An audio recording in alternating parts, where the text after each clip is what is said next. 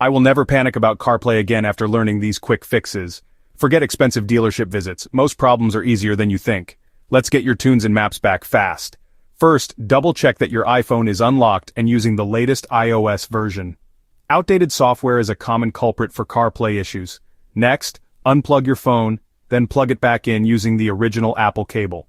Cheap or damaged cables are troublemakers. Swap them out if you're not sure. Still not working? Make sure CarPlay is enabled on your Subaru's touchscreen.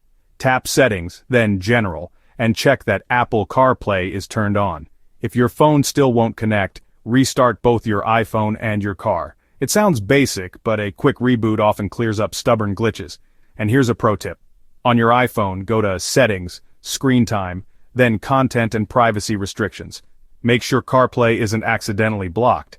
If nothing's working, try forgetting your Subaru in your iPhone's CarPlay settings and set it up again from scratch. This simple reset solves a lot of mysterious connection issues. And remember, if all else fails, your Subaru dealer can help, but most CarPlay problems can be fixed at home in minutes. Now you're ready to hit the road, playlist and navigation at your fingertips.